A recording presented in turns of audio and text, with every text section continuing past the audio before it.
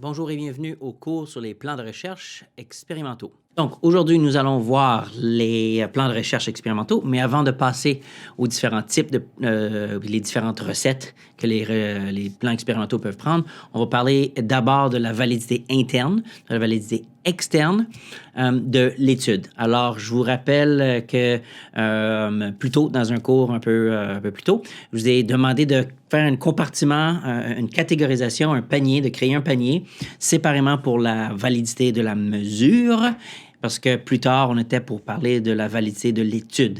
Alors justement, on est rendu où on parle, puis on discute du concept de la validité de la mesure. Alors, on a déjà parlé de la validité de la... Excuse, est-ce que je viens de dire la mesure? Je voulais dire de l'étude. On a déjà parlé de la validité de la mesure, la validité concomitante, la validité prédictive, la validité de critères, ainsi de suite. Si je vous retournez dans les mesures quantitatives, vous allez voir que, justement, on parle de la mesure même, l'outil qu'on utilise, le questionnaire. Est-ce que le questionnaire mesure ce qu'on pense mesurer? Alors ça, c'est la validité de la mesure.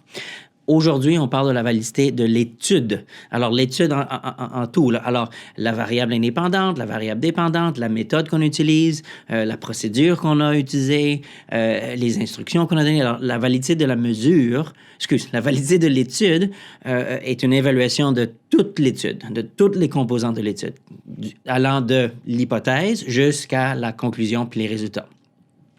Alors, on va parler de la validité interne de la mesure, de l'étude. On va parler de la validité interne de l'étude, on va parler de la validité externe de l'étude, puis ensuite là, on va rentrer dans les différents types de plans expérimentaux. Donc, comme j'ai mentionné dans le dernier cours, lorsqu'on parlait des plans corrélationnels, la grande différence ou la différence entre... ce qui nous permet de différencier entre un plan allant de corrélationnel jusqu'à expérimentaux, c'est les deux composantes très importantes. D'abord, on doit évaluer, puis on doit se demander, est-ce qu'il y a une assignation aléatoire des participants aux variables, au niveau des variables indépendantes? Alors, c'est ce qu'on va parler aujourd'hui. Deuxièmement, on se pose la question, est-ce qu'il y a une manipulation d'au moins une des variables dépendantes? Alors, la variable dépendante doit être manipulée, contrôlée, doit être décidée, doit être... on doit provoquer une des variables dépendantes. Et puis, deuxièmement, il doit y avoir une assignation aléatoire. Alors, d'un côté, on a regardé la semaine passée les plans de recherche corrélationnels, qui sont purement une évaluation de l'état naturel des phénomènes. À l'autre extrême, il y a les plans expérimentaux, qui sont où on manipule les variables indépendantes pour mesurer les effets sur la variable dépendante. Puis entre les deux, on retrouve les plans quasi-expérimentaux. Alors, la semaine prochaine, on va voir les dans un prochain cours, on va voir les quasi-expérimentaux. Mais pour l'instant, on est allé de corrélationnel, puis là, on va à l'autre extrême qui est expérimentaux. Alors, pour ceux, en fait, on est dans le fin fond du COVID, et puis on parle beaucoup de nouveaux vaccins, et ainsi de suite. Alors, le gold standard en recherche, c'est les recherches expérimentaux, les RCT, les Random Controlled Trials. Alors, qu'est-ce qu'on veut dire par Random Controlled Trials? C'est qu'on va chercher un assez grand nombre de personnes, de participants, et puis on assigne aléatoirement à soit ceux qui reçoivent le vaccin actif, le vaccin qu'on veut tester, puis l'autre moitié reçoit le vaccin inactif, alors le placebo.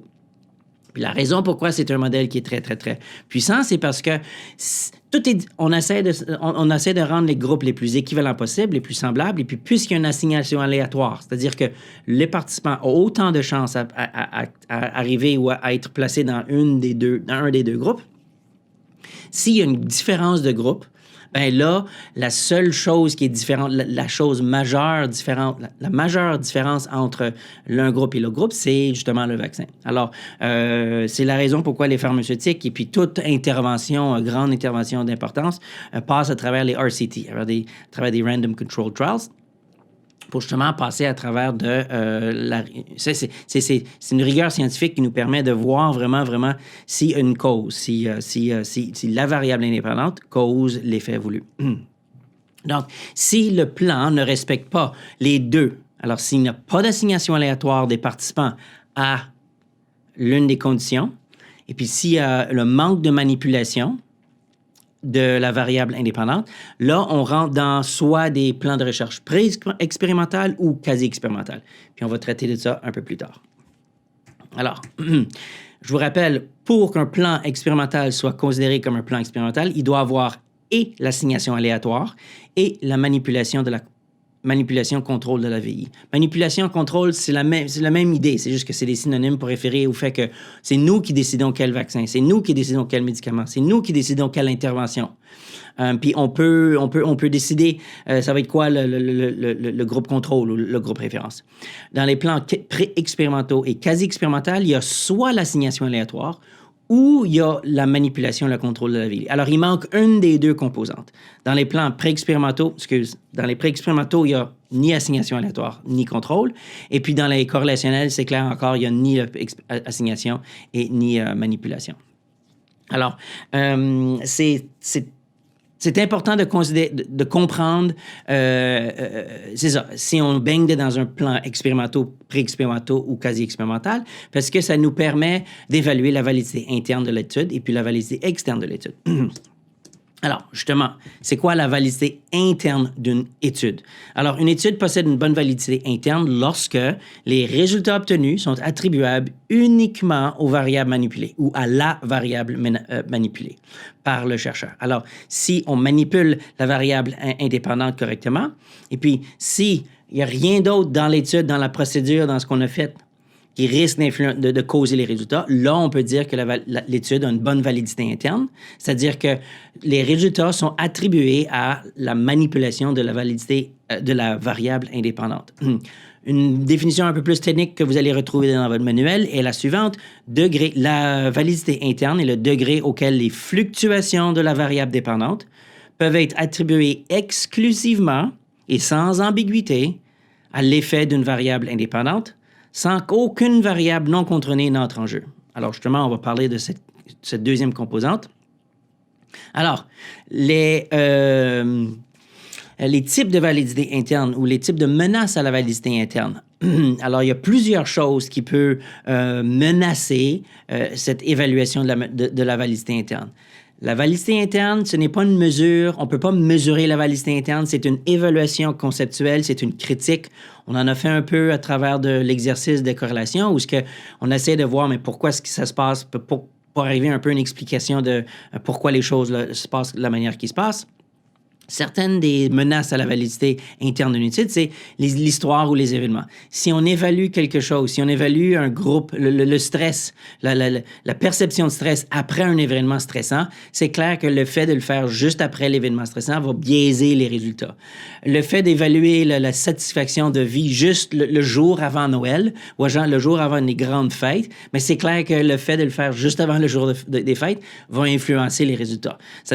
Le fait de le faire juste avant les jours le temps, l'histoire ou ce qui se passe dans le contexte va pas représenter le jour, les jours normaux ou la moyenne des journées. Il y a aussi la maturation. Alors, la maturation, vous pouvez penser à, pour ceux qui ont des enfants ou ceux qui ont eu une adolescence, vous avez maturé, vous avez maturé à travers des années.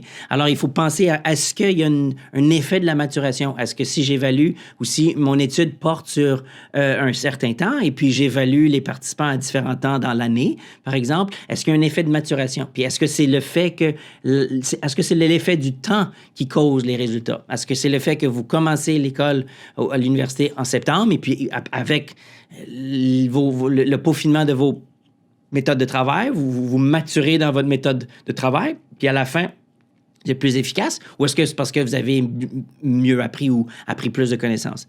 Un effet de maturation. Il y a l'attrition. En fait, l'attrition, ça peut aller des deux côtés. Mais en fait, l'attrition, c'est la perte de participants. Alors, si on commence avec beaucoup de participants, puis on en perd plusieurs, mais est-ce que c'est un certain type de participants qu'on a perdu? Disons on mène une recherche sur le taux d'hormones puis le stress, puis là, on voit que c'est seulement des hommes qui quittent. Mais là, on va aboutir avec seulement des femmes. Est-ce qu'on peut dire qu'il y a une attrition égale des hommes et les femmes? Non. C'est clair que le phénomène d'attrition va influencer nos résultats puisque nos résultats dépendent d'un nombre équivalent d'hommes et de femmes, puisqu'on parle d'hormones, par exemple. Il y a la fluctuation de l'instrument de mesure. Alors ça, c'est purement la fiabilité de la mesure. Vous savez déjà c'est quoi la fiabilité de la mesure. Alors, est-ce qu'on utilise un instrument qui est fiable? On va évaluer dans votre travail de recherche la fiabilité de votre mesure. Puis la fiabilité de votre mesure va influencer si on peut si on peut évaluer ou si on peut dire que l'étude a une bonne validité interne. Si on utilise des mesures pourries, ben les mesures pourries risquent de nous donner une validité interne pourrie aussi. Alors, on doit utiliser des bonnes mesures à l'intérieur de l'étude pour qu'on puisse au moins se fier puis se fier aux résultats de l'étude. Finalement, il y a la régression vers la moyenne. Alors, normalement, ce qui se passe, c'est si on évalue quelque chose soit trop élevé ou trop bas, la prochaine fois qu'on va l'évaluer, il va y avoir une régression vers la moyenne. Alors, si je me réveille puis je suis très heureux, puis vous me rappelez ou vous me redemandez au courant de la journée une deuxième fois, mais il y a des bonnes chances que mon niveau, je vais revenir vers la moyenne, plus vers le centre de mon état d'être. Si je me réveille puis je suis très, très, très malheureux, puis je vous me reposer la question un peu plus tard pendant la journée, il y a des bonnes chances que je vais remonter, je vais revenir vers la moyenne. Alors, la régression à la moyenne est essentiellement le fait qu'on commence, si on a un état extrême, il y a des très bonnes chances que lorsqu'on va réévaluer le phénomène, ou on va à une deuxième observation, que ça va représenter davantage. Il va y avoir un changement simplement parce qu'on revient vers notre niveau un peu plus de base, vers la moyenne de notre résultat. Il y a une évaluation répétitive. Alors, c'est vrai que dans certaines études, en fait, dans le travail de session qu'on utilise, il y a beaucoup de questions. Et puis, en fait, c'est assez long. Puis il y a des questions qui se répètent. Alors, le fait de refaire des évaluations de manière répétitive, ça peut fatiguer, ça peut vouloir inciter les participants à dire « écoute, ça me tente plus » et puis de répondre n'importe quoi. Alors, une évaluation répétitive, que ce soit plusieurs questionnaires ou reposer la même question à plusieurs reprises, ça peut avoir un effet sur les réponses puis les données qu'on collecte. Il y a la sélection des participants qui a une grande influence sur la validité interne. Si on choisit seulement des femmes avec des yeux verts et des boucles d'oreilles en or, c'est très spécifique. Est-ce que c'est représentatif de la population? On dirait que non. On peut dire que non. Alors là, ici, la sélection des participants, je vous rappelle qu'on avait parlé de justement l'importance que notre échantillon soit représentatif de notre population cible. Alors, notre population cible peut varier grandement. Si on souhaite considérer la population cible comme les étudiantes et les étudiants de l'UQAM, là, il faudrait aller chercher des participants et des participantes qui sont représentatifs de la population de l'UQAM. On n'a pas besoin d'aller chercher des étudiants, des étudiantes, soit qui sont très jeunes ou très, très âgés, parce que la masse, la population générale, la majeure partie de la population UQAMienne est dans une tranche d'âge, par exemple. Alors, on n'a pas besoin de tout aller chercher l'étendue, mais vraiment que le corpus central de notre échantillon représente l'idée générale de notre population. Il y a aussi la réalité que nos participants, c'est des humains, et puis ils peuvent soit volontairement changer leur réponse. Par exemple, si on leur dit qu'on étudie les effets d'un nouveau traitement thérapeutique ou de l'effet d'une nouvelle pilule sur leur effet de stress, là, on vient essentiellement dire que on leur donne une pilule puis on pense que ça va probablement réduire leur niveau de stress. Alors, on peut sans trop le vouloir, diffuser l'effet voulu du traitement. Ou les participants peuvent avoir une réaction compensatoire. Alors, c'est-à-dire qu'ils vont peut-être avoir une réaction psychologique ou ils vont être réactionnaires psychologiquement pour dire bon, regarde, si on les stresse dans l'étude, peut-être qu'ils vont réagir, ils vont exagérer leur réponse compensatoire ou exagérer leur réponse pour dire non, ça m'a vraiment pas trop stressé. Tout ça pour dire que les participants, on est humains, on ne réagit pas nécessairement de manière trop rationnelle à tout temps, et puis ça peut avoir un effet sur la validité interne de notre étude. La validité externe maintenant. Alors, la validité interne traite de est-ce qu'on peut se fier aux résultats de l'étude? Là, la validité externe, c'est est-ce qu'on peut généraliser les résultats à l'extérieur de l'étude? Alors, est-ce que les résultats qu'on a obtenus à l'intérieur de l'étude, est-ce qu'ils peuvent être généralisés ou à quelle autre circonstance ou dans quel autre contexte est-ce qu'on peut les généraliser? Alors, au niveau de la définition un peu plus technique, La validité externe, c'est le niveau auquel les résultats d'une étude peuvent être généralisés à des individus, à des situations ou à des procédés qui vont au-delà de l'étude en question. Alors, vous pensez, vous avez trouvé ce que vous avez trouvé dans votre étude, dans votre travail de recherche. Alors, est-ce que vous pouvez généraliser ce résultat à la population de l'Université de Montréal, les étudiants de l'Université de Montréal? Est-ce que vous pouvez généraliser ces résultats à tous Québécois et Québécoises dans la province? Est-ce que vous pouvez généraliser vos résultats à tous les Canadiens et Canadiennes? Est-ce que vous pouvez généraliser à tous ceux qui vivent en Amérique du Nord? Vous comprenez comment est-ce que des fois, on peut généraliser ou il y a un meilleur arrimage avec nos résultats puis certains contextes. Puis il y a une limite, des fois, il y a une limite où à un moment donné, où on peut plus généraliser parce que le contexte devient trop différent ou le processus devient, ou le procédé est un peu trop différent. Alors, la validité externe est la question où est-ce qu'on peut prendre les résultats puis dire, ça devrait se passer ailleurs, ça devrait se passer dans ce contexte ici ou ça devrait pas se passer dans un autre contexte. Alors, la validité interne est une condition nécessaire, mais non suffisante à la validité externe. Dans le sens que mon étude, je dois avoir une bonne validité interne, alors je dois être capable de me dire, oui, je peux me fier aux résultats, je peux dire que oui, ma variable dépendante est causée par ma variable indépendante, avant de dire que je peux exporter mes résultats à l'extérieur de mon contexte.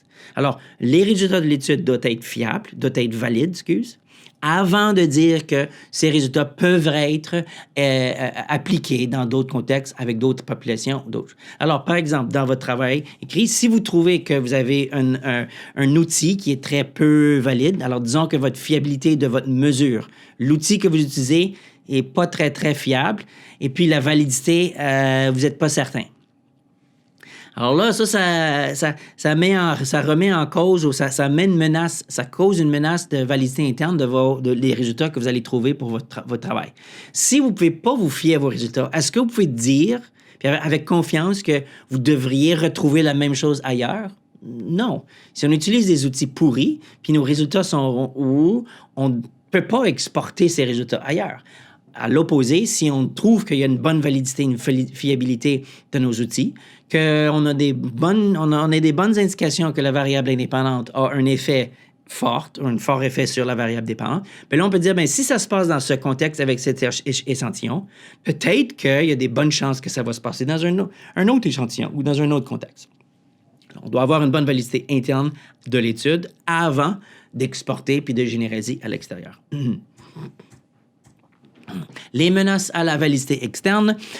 La prise de mesure, le simple fait de prendre des mesures, de demander des questions aux participants peut exposer nos buts de recherche. Alors, c'est clair que lorsqu'on passe un questionnaire de dépression, on pose des questions liées à des pensées négatives, des pensées dépressives, des pensées de tristesse, et ainsi de suite. Alors là, la participante peut dire, je pense qu'ils sont en train d'évaluer mes pensées négatives. Puis ça peut influencer les résultats. Soit qu'eux autres, ils vont changer leurs résultats parce qu'ils pensent qu'ils modifient leurs résultats ou ils ne veulent pas vous dévoiler leur état. Ou par l'entremise des différentes manipulations de l'étude, ils vont essayer de deviner c'est quoi le but de l'étude et puis modifier leur réponse. Une autre menace à la validité externe, c'est l'interaction entre le traitement et puis l'attribut personnel. Alors, cette idée est un peu comme l'effet de modérateur. C'est-à-dire que le traitement risque de peut-être fonctionner seulement pour certains individus. C'est-à-dire que le traitement a un effet sur la variable dépendante, mais ça fonctionne seulement pour certaines personnes. C'est-à-dire que peut-être que le traitement de dépression fonctionne seulement pour ceux qui sont hyper stressés ou hyper déprimés avant. Alors que le traitement, il ne fonctionne pas si vous avez un niveau de stress relativement moyen. Alors, c'est ce qu'on appelle l'interaction traitement-attribut parce que le traitement ne s'applique pas à tout le monde, il s'applique seulement à certains individus. Dans cette même lignée d'idées, on a l'interaction, le traitement et l'environnement ou le contexte environnemental. Alors encore là, au lieu de penser que le traitement va seulement fonctionner pour certaines personnes ou certains individus, ce serait peut-être que le traitement va seulement fonctionner dans certains contextes ou de certaines conditions. Alors peut-être que l'intervention va seulement fonctionner si on commence commence l'intervention au début d'un événement stressant ou au début d'un événement dépressif majeur. Après que l'événement dépressif majeur ait été déclenché, là, l'intervention va plus fonctionner. Alors, ce serait un exemple de, le traitement ne s'applique pas à tout contexte de dépression majeure, d'événements dépressifs majeurs. Il faut intervenir au début. Ça fonctionne même seulement dans les contextes où la personne commence un événement. Finalement, il y a les effets, pas finalement, en fait, il y a un autre menace à la vie externe où il y a souvent des effets simultanés de plusieurs traitements. Alors, soit qu'un traitement va avoir donné 2 ou plusieurs variables ou plusieurs effets, ou que des fois, on a plusieurs variables dépendantes et puis ils vont interagir entre elles. Puis c'est difficile de décortiquer exactement lesquelles causent quoi. Finalement, on a le réalisme de la manipulation de la variable indépendante. Dans tout ce qu'on fait, on doit prendre la réalité de la vie normale et puis adapter pour que notre étude soit faisable puis qu'elle soit contrôlée. Alors, des fois, on doit... on crée des manipulations, soit on crée un contexte où on donne des vignettes. Au lieu de créer un contexte stressant, peut-être qu'on va donner une vignette, une descriptive d'une vignette. Imaginez-vous dans une situation où vous êtes dans l'examen et puis vous êtes très anxieux, comment vous vous sentez. Alors, des fois, on va essayer de faire créer ou de représenter la réalité. Pourquoi? Parce que c'est plus facile, c'est déontologiquement pas possible d'avoir un lion dans la salle de classe où il y a des problèmes déontologiques. Alors, on va essayer de représenter le réalisme par la manipulation. Des fois, ce réalisme, c'est proche, mais c'est pas la réalité. Alors, si c'est proche, mais c'est le mieux qu'on puisse faire, mais est-ce que cet effet avec l'approximation de la réalité, est-ce qu'elle va traduire, est-ce qu'elle va être capable d'être exportée dans la vraie réalité? Alors, encore là, c'est une évaluation relativement subjective. Est-ce que ce qu'on a fait puis la manipulation représente quelque chose qui pourrait être considéré comme, oui, ça se passe dans la réalité, c'est quelque chose qui est représentatif de la réalité. Bon, alors nous voilà rendus aux différentes recettes, aux différents plans de recherche expérimentaux.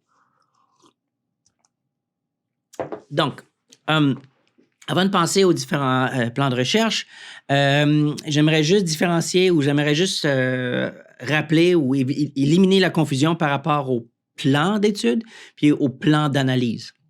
Alors, il y a une différence entre les plans expérimentaux, les plans de recherche, et puis les analyses d'études ou les analyses de recherche. Alors, les plans de recherche sont la structure, c'est quoi l'exécution, le plan d'exécution d'une étude. Alors, il y a une variable indépendante ici, elle est mesurée de telle manière, elle est mesurée à ce temps ici, bien sûr, là, les variables dépendantes qui est celle-ci, puis elle est mesurée à tel temps, et ainsi de suite.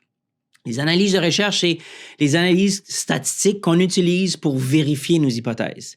Alors, des fois, on va utiliser des corrélations pour vérifier nos hypothèses, mais ce n'est pas parce qu'on utilise une corrélation dans nos analyses qu'on utilise un plan de recherche corrélationnel. Alors, les analyses sont séparées de la structure de l'exécution de l'étude. Et puis, il ne faut pas se mêler dans ces deux choses. Alors, les analyses, c'est pour vérifier nos hypothèses, alors que le plan d'étude, c'est la structure, puis comment la variable indépendante et la variable dépendante sont organisées. Puis c'est quoi la procédure qu'on utilise? Alors, c'est justement, les analyses corrélationnelles n'équivaut pas nécessairement à un plan corrélationnel.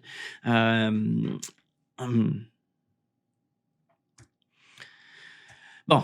Ce qu'on va souvent utiliser, puis une composante qui est assez importante dans les plans expérimentaux, c'est l'existence ou l'utilisation d'une condition témoin. La condition témoin, c'est le point de référence, c'est le groupe de référence qu'on utilise pour isoler notre variable indépendante. C'est-à-dire que, disons qu'on veut traiter votre mal de tête. Et puis, je vais tester l'efficacité d'une petite pilule rouge qui a de l'acétaminophène. L'acétaminophène, je pense que c'est comme ça qu'on dit ça, du Tylenol. Alors, je veux une petite pilule rouge pour voir. Alors, ce que je vais faire, c'est que je vais utiliser la seule chose que je veux qu'il y ait de différent entre mon groupe expérimental ou mon groupe traitement et mon groupe contrôle, c'est la présence du Tylenol ou l'acétaminophène dans votre corps. Alors, qu'est-ce que j'utilise comme groupe témoin? Ben, ça peut prendre différentes formules, ça peut prendre différentes saveurs. Une des puis différentes méthodes ou les différentes saveurs que le groupe témoin peut avoir, c'est soit que c'est une condition ou un groupe sans intervention, soit que c'est une condition sans contact, liste d'attente, placebo, intervention standard ou il y a peut-être même plusieurs utilisations plusieurs différents groupes témoins. Alors, sans intervention serait, on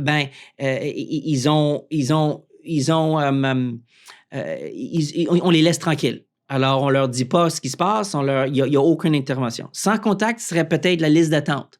Alors, ils savent même pas qu'ils risquent d'être qu'ils risquent de faire participer, ou peut-être même que l'idéal même, c'est sans contact, c'est que c'est peut-être des données publiques ou ce qu'on recueille. En fait, je viens de voir que sans contact, c'est différent de la liste d'attente parce que sur la liste d'attente, au moins que c'est un groupe qui s'attend à recevoir un traitement. Tandis que la condition sans contact, c'est ils s'attendent pas ou il n'y a même pas il y a aucune attente. Le groupe placebo, c'est assez important, puis on voit dans les recherches qu'il y a quand même un fort effet placebo.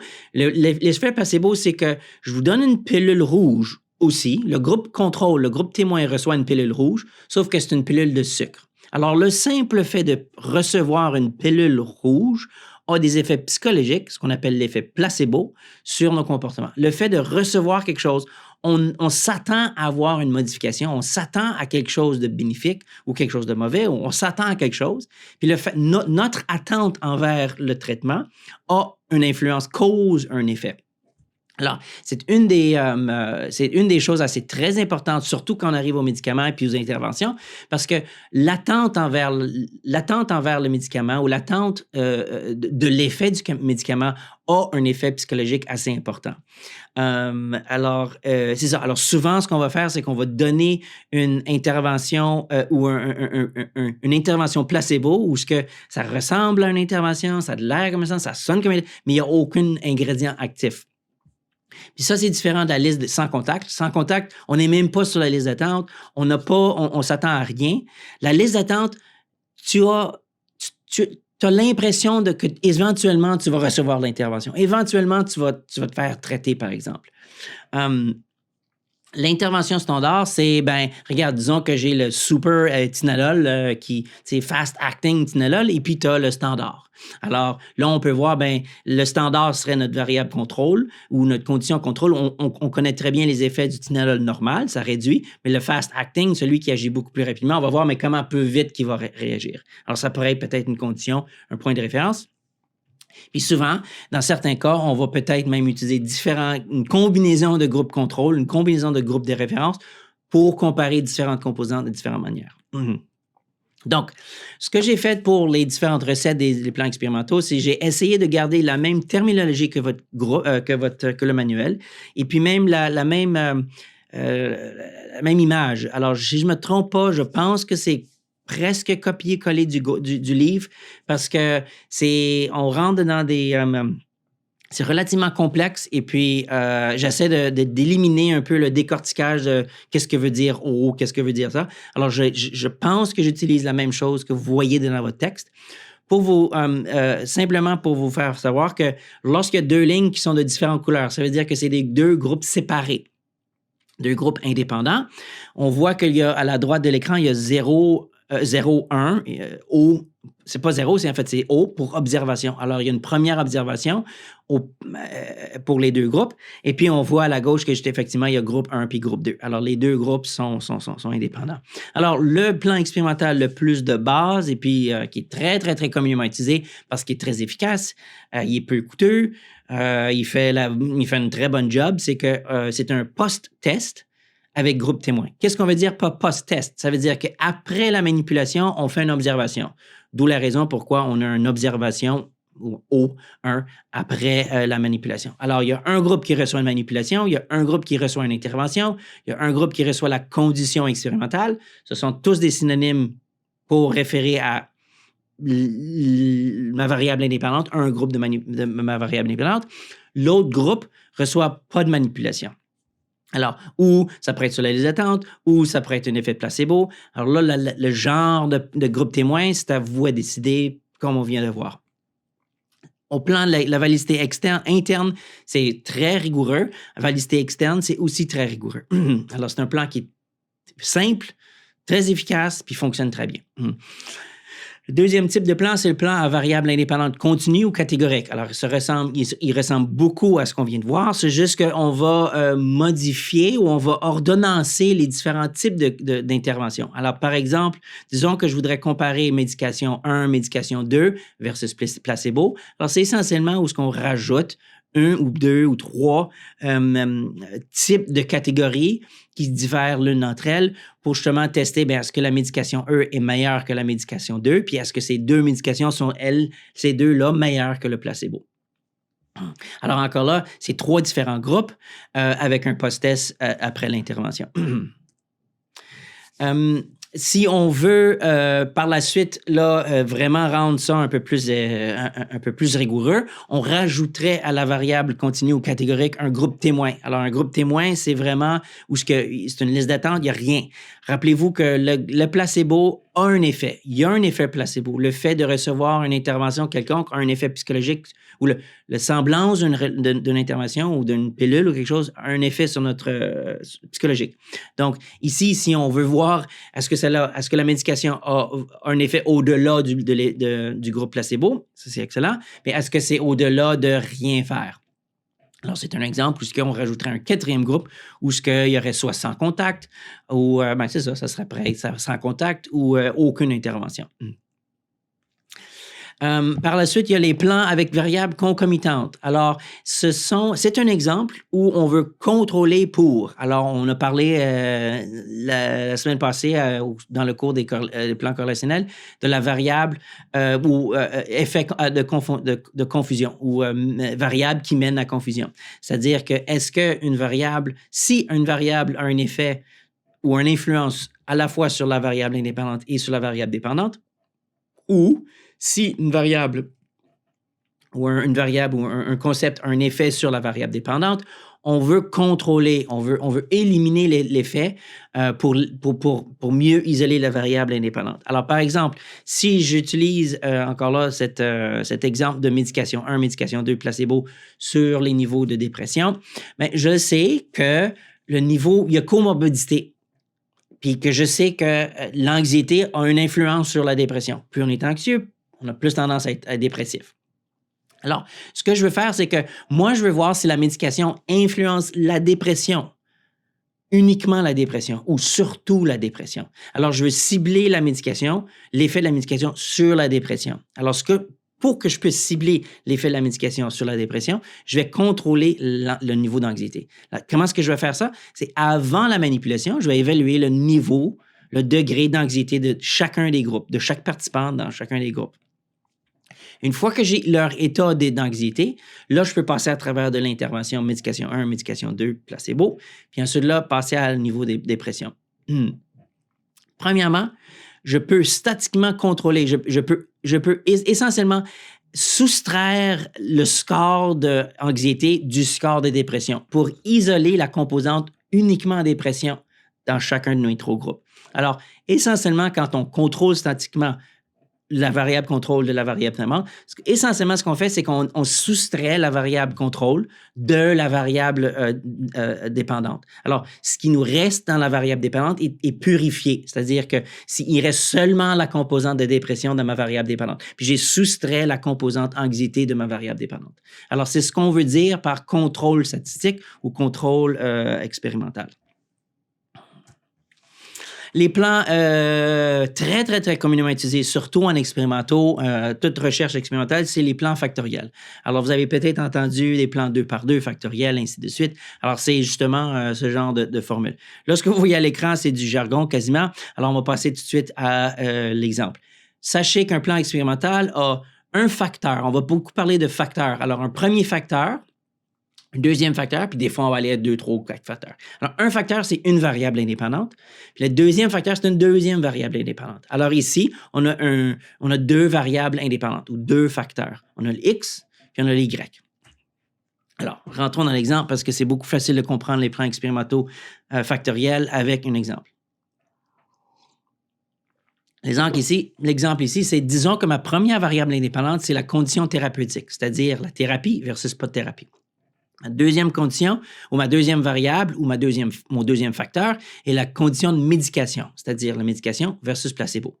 C'est un exemple qu'on considérait comme un facteur 2 par 2. Alors ici, je vais juste ouvrir une petite parenthèse, parce qu'on n'a pas nécessairement discuté exactement comment parler puis comment décrire les variables indépendantes dichotomiques. Alors, lorsqu'on a une variable indépendante qui est dichotomique, qui est manipulée, ma première variable dépendante est la condition thérapeutique.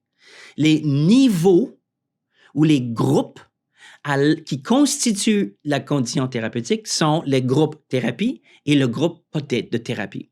Alors, vous voyez comment est-ce que l'opérationnalisation de ma variable indépendante, ma première variable indépendante, c'est groupe de thérapeutique ou condition thérapeutique. Groupe thérapeutique, condition thérapeutique, c'est synonyme. Maintenant, dans quel groupe est-ce que j'aboutis? Est-ce que j'aboutis dans le groupe thérapie ou dans le groupe pas thérapie? Ça, c'est les niveaux de la variable indépendante. Alors, le même concept ça s'applique pour la condition médication. Alors, l'opérationnalisation de ma variable indépendante, la deuxième variable indépendante, c'est condition de médication. Bon, ça veut dire que j'ai des différents groupes de médication. Mais là, il faut que je pose la question, quels sont mes différents groupes de médication? Bon, ben ici, j'en ai deux. J'ai soit un groupe de médication ou un groupe placebo. Les deux, médication et placebo, sont les niveaux de ma condition médication. Alors, l'opérationnalisation de la variable indépendante qui est dichotomique, c'est souvent quelque chose qui réfère à la présence ou l'absence de quelque chose. Puis là, il faut aller voir, mais quels sont les niveaux, quels sont les sous-groupes, quels sont les groupes sous-jacents à ma variable indépendante ou les variables indépendantes. Alors ici, on a 2 conditions thérapeutiques et 2 conditions médication. Donc, on a un 2 par 2, ce qui donne 4 groupes ou 4 combinaisons de les 2 groupes. Alors, vous voyez à l'écran que si je les mets par tableau, on a 4 cellules ou, si vous voyez un peu blanc, on a thérapie plus médication qui donne un groupe, thérapie plus placebo qui donne un groupe, ainsi de suite. Alors, un 2 par 2, c'est littéralement 2 fois 2 qui nous donne 4 groupes. Puis là, on évalue les effets. Là, ça nous permet d'évaluer les effets de chaque variable indépendante ou la combinaison des variables indépendantes. Plan factoriel, on peut ajouter les niveaux de la variable indépendante. Alors, au lieu d'avoir dans la condition médication seulement 2 niveaux, je pourrais rajouter un troisième sous-groupe ou un troisième niveau. Alors, ici, c'est un exemple d'un plan factoriel 2 par 3. 3 vient du fait que ma deuxième variable indépendante, condition médication, a 3 niveaux ou 3 groupes. Alors, il y a le groupe médication, le groupe placebo, puis ensuite là, il y a un groupe médication 2. Alors, la deuxième, la médication est hyper efficace ou peut-être beaucoup plus rapide ou une différente médication. Ça marche?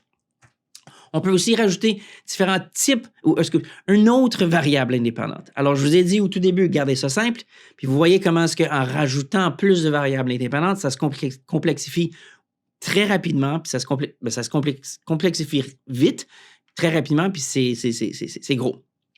Alors ici, on peut rajouter une troisième variable indépendante qui est, en fait, il y a une erreur, là, ça ne devrait pas être sexe, ça devrait être dosage. Alors, variable indépendante devrait être dosage. Alors, soit que c'est un dosage bas ou un dosage élevé. Alors, est-ce que je lui donne un peu de médication ou beaucoup de médication? Alors, vous voyez qu'en rajoutant un troisième, le graphique devient pas mal plus coloré et pas mal plus complexe parce qu'on a 3 variables indépendantes. On a 2 variables thérapeutiques fois 3 variables médication fois 2 variables dosage. Alors ici, on aurait 2 fois 3, 6 fois 2, 12. On a 12 groupes, différents groupes. Une petite parenthèse par rapport aux différents groupes. Pour chaque groupe, on veut recruter au minimum 30 participants. Le minimum, c'est 30 participants. C'est-à-dire, pour ce genre de recherche qu'on vient de faire, au minimum, il faut que je recrute 360 participants. Alors, vous voyez comment est-ce que le rajout de variables indépendantes, ça devient beaucoup plus coûteux, beaucoup plus complexe. Et puis, c'est ça, c'est quelque chose qu'il faut considérer sérieusement. Quand on a un plan factoriel, les avantages du plan factoriel, c'est qu'on peut examiner d'abord ce qu'on appelle un effet principal, c'est-à-dire un effet principal de une ou l'autre des facteurs ou des variables.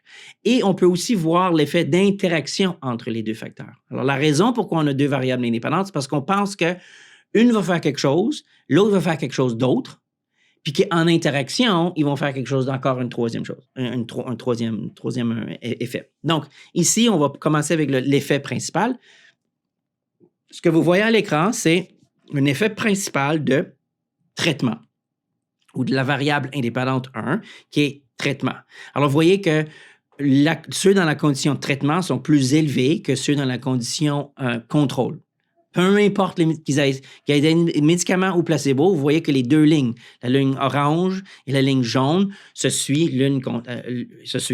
Et puis, en moyenne, ceux dans la colonne de droite de traitement sont plus élevés que les deux dans la condition contrôle. Alors, ici, on le considérerait comme un effet principal de traitement, puisque peu importe la ligne, si tu es dans la condition traitement, tu es plus élevé que dans la condition contrôle. C'est un peu la même chose quand vous regardez, par exemple, juste le tableau.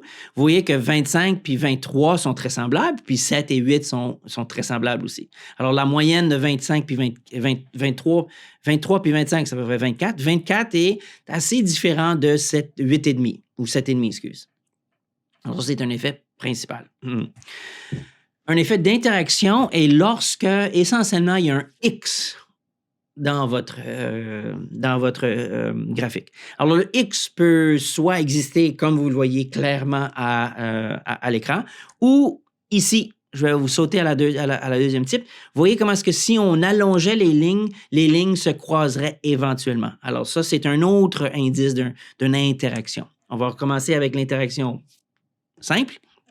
Ici, vous voyez que les lignes, premièrement, sont très différentes l'une de l'autre, ce qui symbolise que le traitement va agir sur, j'imagine que c'est le bien-être, on va dire le bien-être. Le traitement va agir sur le bien-être, mais ça va dépendre de si vous avez reçu la médication ou pas.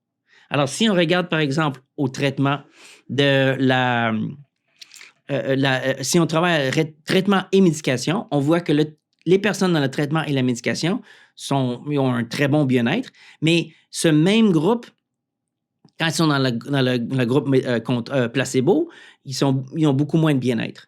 Tandis que c'est l'opposé pour le placebo. Si vous êtes dans le groupe placebo, le traitement a très peu, mais le groupe contrôle augmente. Alors, vous voyez que les deux, la variable indépendante qui est la médication, elle, à son tour, a un effet puis interagit avec le groupe traitement. On peut avoir un effet d'interaction et un effet... c'est interaction, excusez-moi, ce que vous devriez voir à l'écran, c'est en fait interaction, effet principal et un effet d'interaction. Je vais changer ça dans les acétates. Alors ici, on devrait avoir un effet principal et un effet d'interaction. C'est-à-dire qu'en général, les deux lignes descendent. Alors, ça ressemble un peu comme l'effet principal qu'on a vu au début. Cependant, les deux lignes, ils se croisent éventuellement. Et puis, ils vont se croiser, très, très prochainement. Alors, ce qui arrive, c'est que non seulement est-ce qu'en moyenne, le groupe traitement est mieux que le groupe contrôle, mais ça va aussi dépendre de si vous avez reçu la médication ou pas. Alors, dans ce contexte ici, dans l'exemple ici, c'est que le traitement fonctionne mieux avec la médication que sans la médication ou que dans le groupe placebo. Alors, à date, on a vu les différentes stratégies pour les plans où on a une intervention plus on a une évaluation, un post-test. Souvent, on veut utiliser le pré-test. On veut faire une évaluation avant la manipulation pour vérifier différentes choses. Une des raisons pour laquelle on voudrait faire un pré-test, c'est, premièrement, s'assurer qu'il n'y a pas d'effet de plancher ou de plafond. C'est-à-dire qu'on n'est pas... si tout le monde est hyper motivé à faire quelque chose, ben, c'est un effet de plafond dans le sens on ne peut pas plus les motiver. Ou si tout le monde est hyper déprimé, ben, ben en fait, s'ils sont hyper déprimés, ils vont remonter, je pourrais dire. Mais des fois, il y a un effet de, comme, si on est hyper heureux, ben là, on ne peut pas le rendre plus heureux. Puis là, je ne peux pas vraiment penser à un effet de plancher, mais en tout cas, si on réfléchit, on pourrait sûrement penser à un exemple de plancher. Mais essentiellement, on veut voir, mais l'état, avant de faire quoi que ce soit, on veut voir qu'il y a même de la place pour la modifier. Ou il y a quelque part à aller, qu'on n'est pas soit trop haut ou trop élevé. On va aussi utiliser le pré-test comme une comparaison initiale. Alors, le pré-test nous permet de voir quelle est la condition avant même de commencer. C'est quoi l'état des choses avant même de commencer. Puis ça pourrait être considéré aussi comme un baseline. C'est un peu comme avant que je fasse avant que je fasse que ce soit. Bon, avant que je fasse que ce soit, je vais voir un peu l'état d'être de mes participants puis de mes participantes. Ce que le pré-test nous permet de faire aussi, c'est d'évaluer pré et post, ce qui est un changement. On peut voir, ben regarde, ils ont commencé ici, puis ont abouti là. Alors, il y a une augmentation. Ce qu'on ne peut pas faire avec les post-tests seulement, c'est qu'on peut juste dire que la condition a donné des effets plus élevés, mais on ne peut pas dire que ça l'a augmenté. On peut juste dire que ça a eu un effet bénéfique pour tel groupe. Lorsqu'on a un pré-test et un post-test, bien là, on a des mesures intra-sujets. Ça veut dire qu'on prend 2 mesures près de chaque participant. Puis là, on peut dire que, regarde, l'intervention a augmenté le bien-être ou l'intervention a diminué la dépression. Alors, le pré-test est très puissant. Cependant, il faut faire très attention à comment on l'utilise parce qu'il cause certains autres problèmes. Puis, on va voir un peu ces problèmes au fur avec les différentes stratégies. Le plan le plus standard, l'équivalent du basic, serait le pré-test, post-test avec groupe témoin. Alors, comme on a vu, il y a un post-test avec je pense que c'était groupe témoin aussi. On fait une première évaluation, dont le O1. On manipule, soit de manipulation ou pas de manipulation, ou en tout cas, il y a les 2 groupes. Puis ensuite, là, on refait la même observation. Alors, le O1 et la O2, c'est la même mesure, c'est la même observation. Ce n'est pas une mesure équivalente ou une différente batterie, c'est la même mesure. Alors, ça, c'est très différent de faire une évaluation concomitante. Alors, une variable contrôle d'anxiété et puis dépression. Ici, le O, là, c'est l'estime de soi pré. Puis le O2, c'est l'estime de soi, encore exactement la même mesure, post.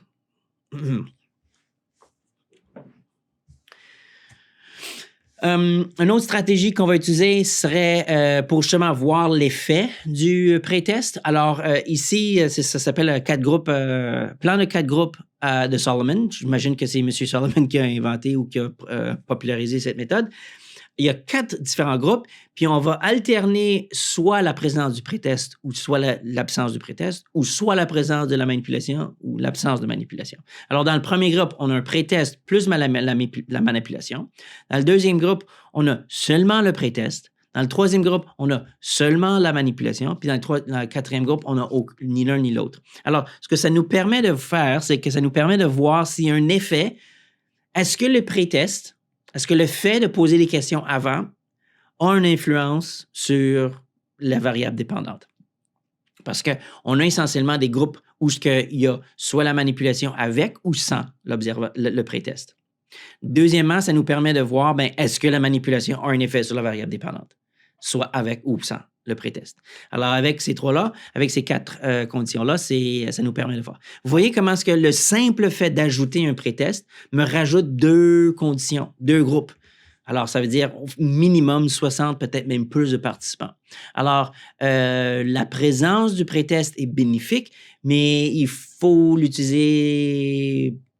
Il faut faire attention à comment on l'utilise parce que ça nous pose d'autres problèmes qui est, est-ce que le pré-test a un effet sur le fait de poser des questions de dépression au début? Est-ce que ça peut avoir un effet sur l'attente envers l'intervention? Est-ce que ça peut avoir un effet sur comment les personnes réagissent à l'intervention, ainsi de suite, et ultimement à la variable dépendante?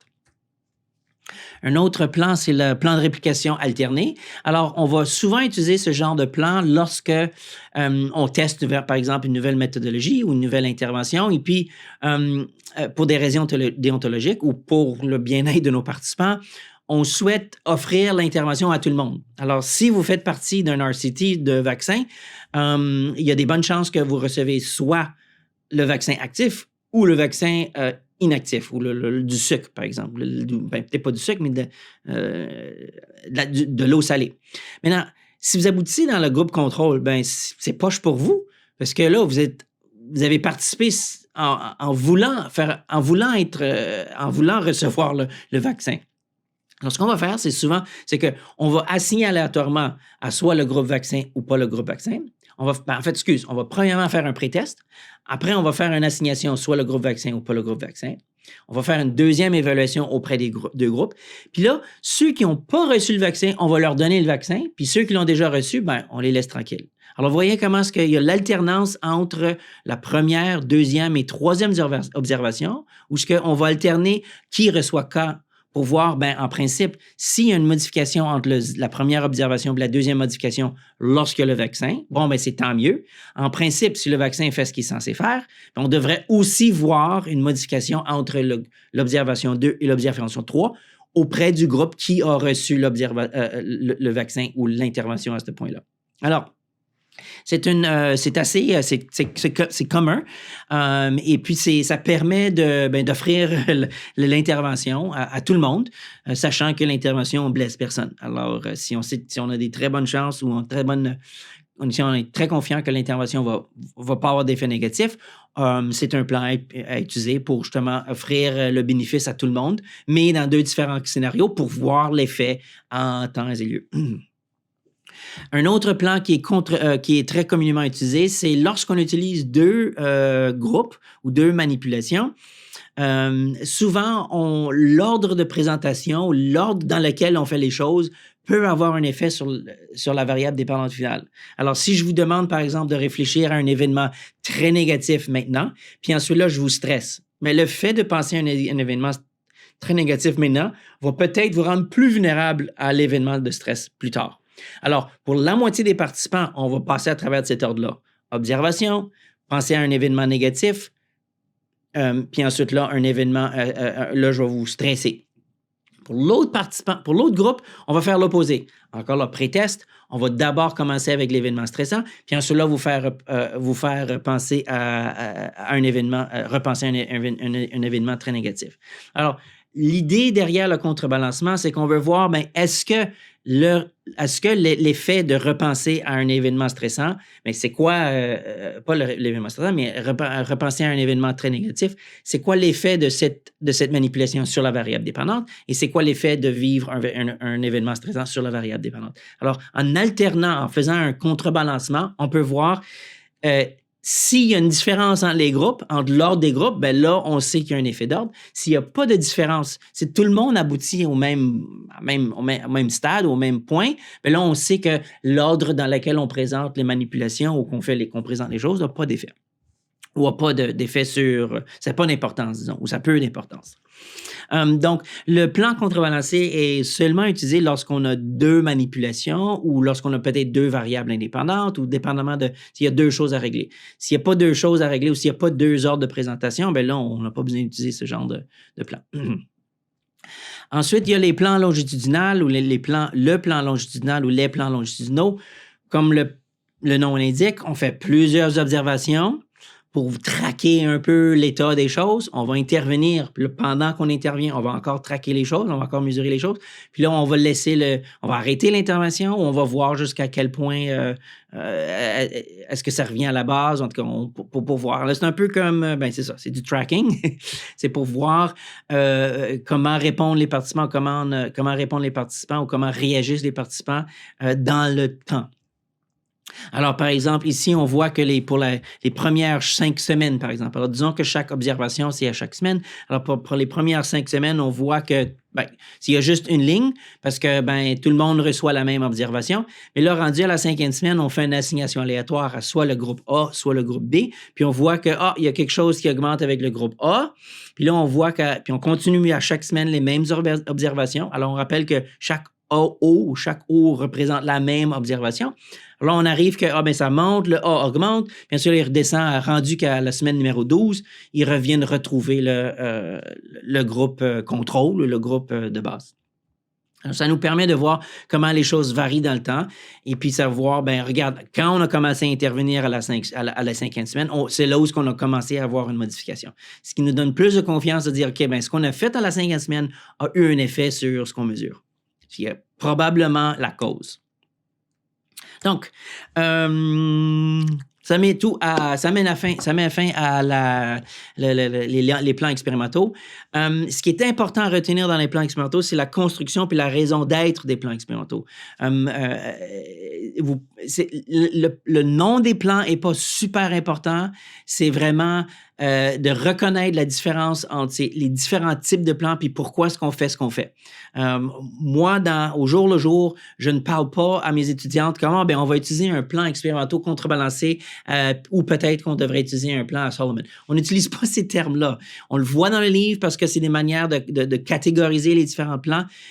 Mais ce qui est plus important, c'est de comprendre pourquoi est-ce qu'on utilise le plan, c'est quoi le bénéfice du plan, puis c'est quoi souvent le bénéfice du plan. Là. Pourquoi est-ce qu'on utiliserait ce plan-là, puis pour quelle raison? C'est bien de connaître les noms simplement pour les organiser puis les catégoriser dans votre tête. Mais c'est clair que le plus important, c'est de comprendre pourquoi est-ce qu'on utiliserait un pré-test, c'est quoi l'avantage du pré-test, c'est quoi le désavantage du pré-test, ainsi de suite.